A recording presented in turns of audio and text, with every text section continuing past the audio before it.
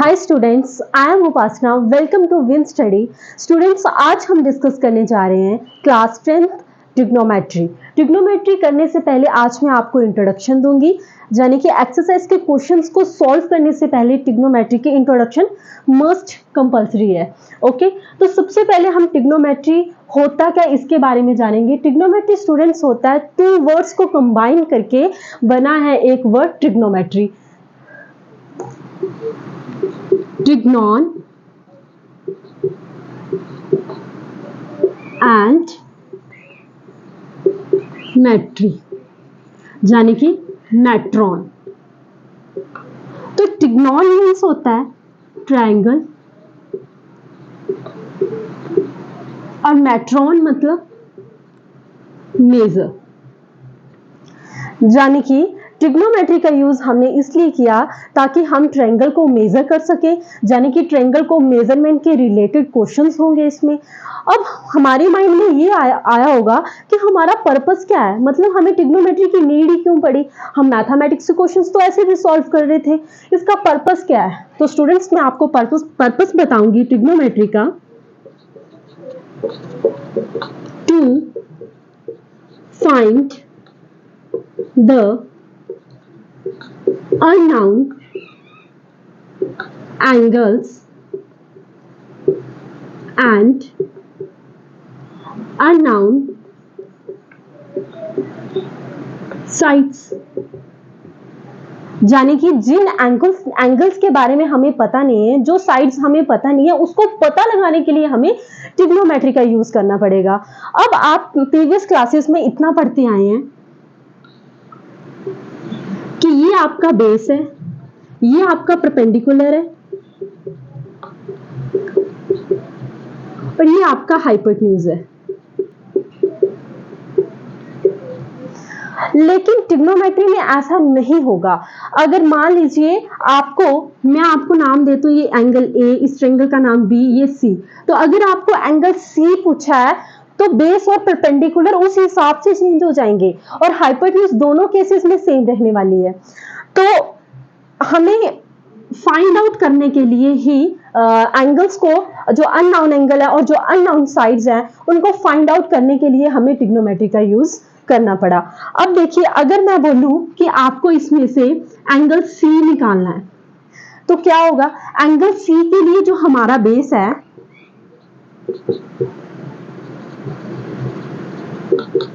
वो क्या रहने वाला है, बीसी, और जो परपेंडिकुलर है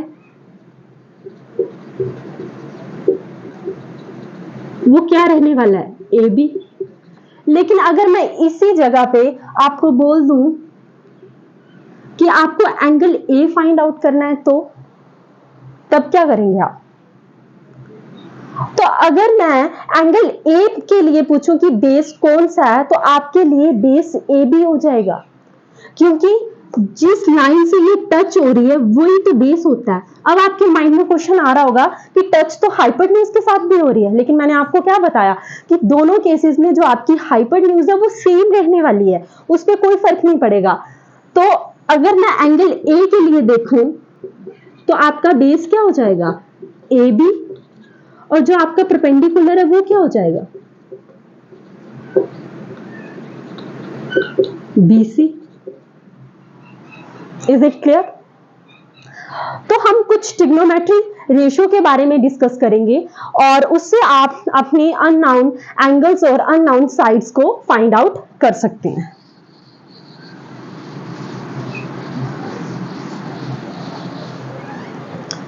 तो देखिए, जो ट्रिग्नोमेट्री रेशियो है वो कौन कौन सी होती है।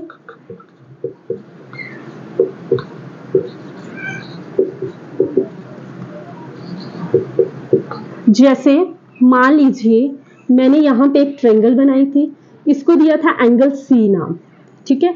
ये आपका बी और ये आपका ए। और जैसे मैं आपसे क्वेश्चन पुट आउट करूं, जो आपको क्वेश्चंस एक्सरसाइज के क्वेश्चन में भी ऐसे सॉल्व करने को मिलेगा कि आपको एंगल सी निकालना है, लेकिन उसके लिए कुछ ट्रिग्नोमेट्रिक रेशियो भी तो है। तो ट्रिग्नोमेट्रिक रेशियो कौन सी है, जैसे मान लो मैं आपको बोलूं साइन सी निकालना है, कोस सी निकालना है, टेन सी निकालना है, सेक सी निकालना है, कोसेक सी निकालना है, या फिर कोट सी निकालना है। तो आप क्या करेंगे?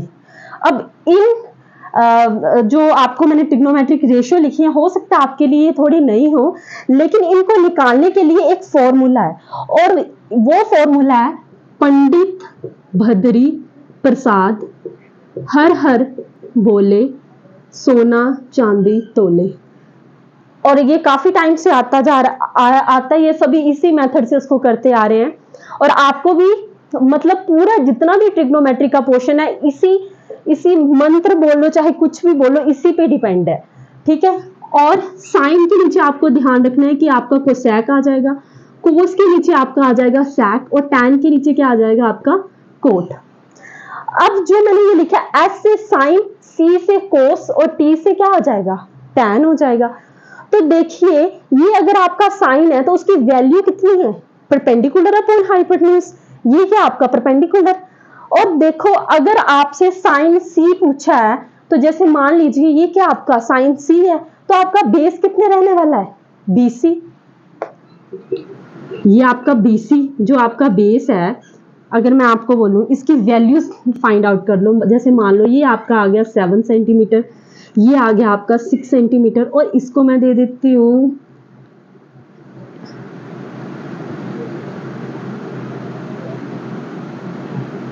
5 सेंटीमीटर। इमेजिन कर लीजिए। अब देखिए जो आपका साइन है वो किसके इक्वल होता है? Perpendicular upon hypotenuse.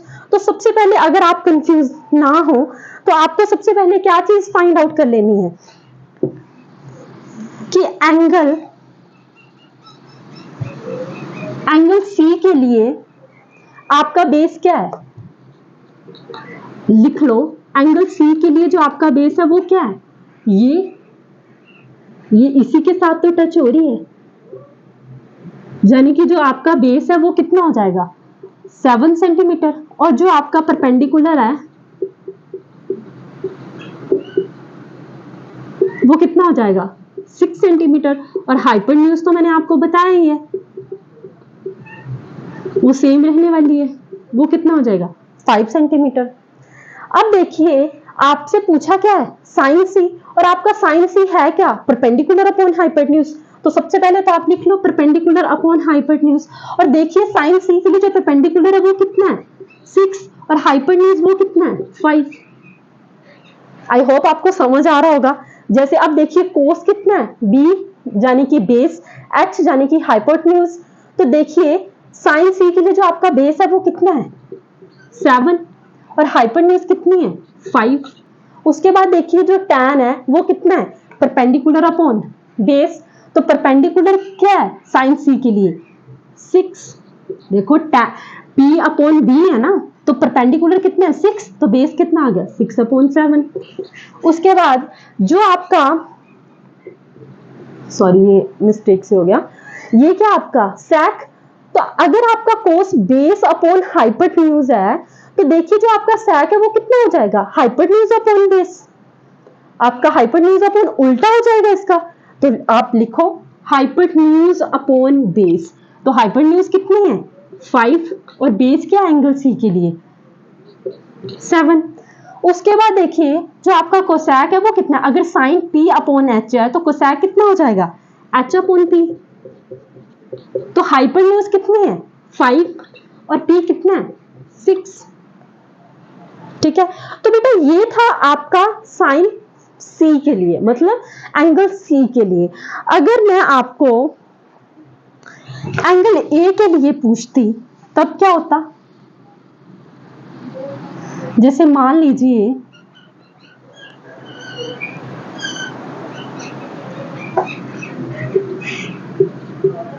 ये आपका एंगल ए है, ये बी है, और ये इस बार आपसे मैं पूछ रही हूं एंगल ए।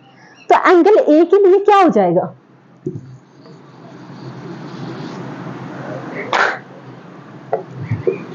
एंगल ए के लिए जो आपका बेस है वो कितना हो जाएगा? इसके साथ टच हो रही है, यानी कि जो आपका बेस है वो कितना हो गया? 6 सेंटीमीटर, और जो आपका परपेंडिकुलर है वो कितना हो गया, ये वाली लाइन, तो ये कितना हो गया 7 सेंटीमीटर। और जो आपका हाइपोटेन्यूज है वो कितना हो गया 5 सेंटीमीटर।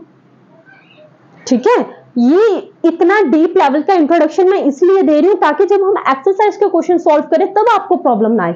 किसी भी चैप्टर की अगर आपने अच्छे से इंट्रोडक्शन करी है तो आपको एक्सरसाइज के क्वेश्चन सॉल्व करने में प्रॉब्लम नहीं आएगी।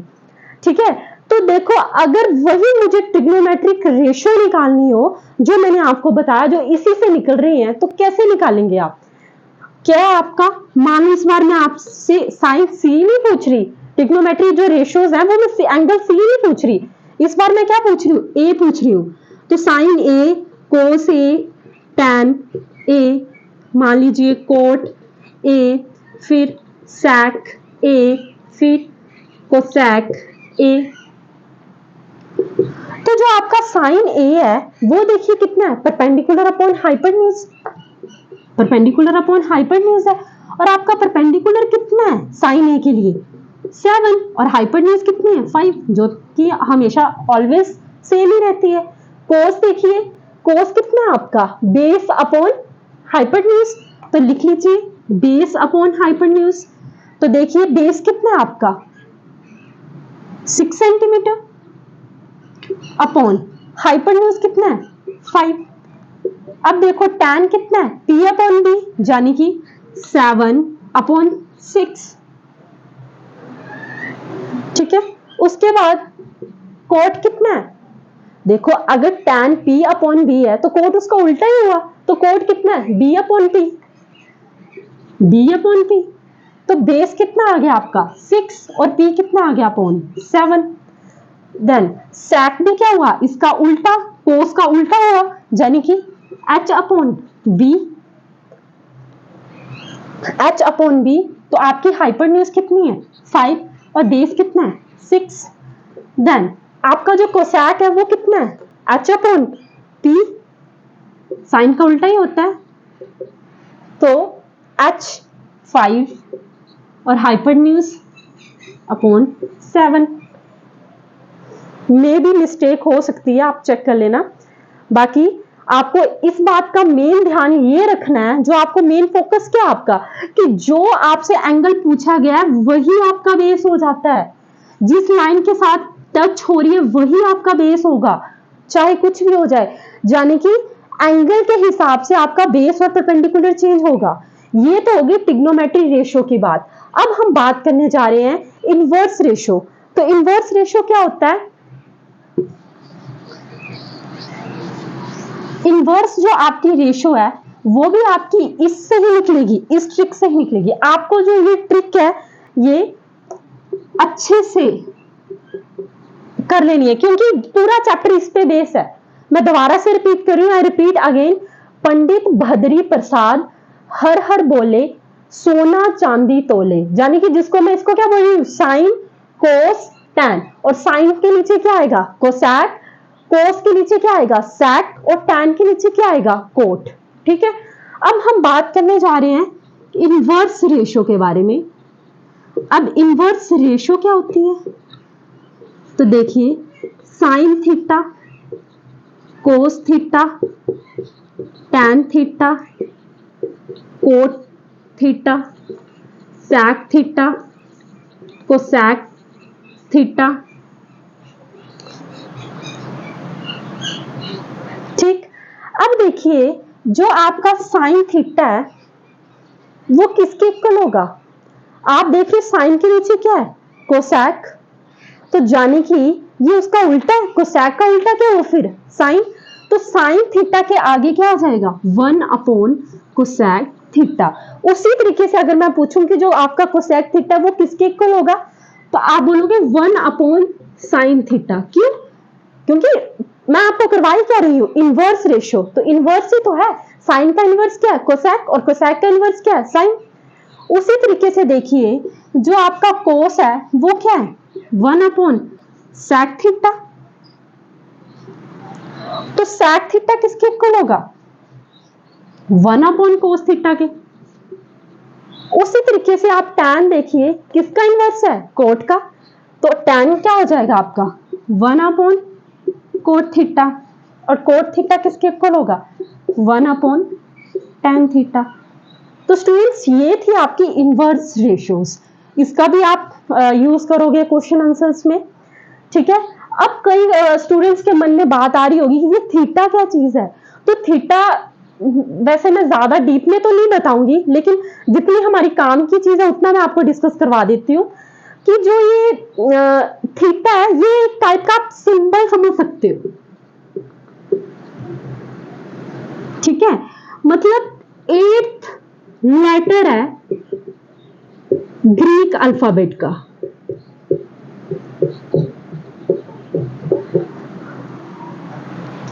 और 2 टाइप के थीटा होते हैं, एक तो लोअर केस और एक होता है अपर केस, ठीक।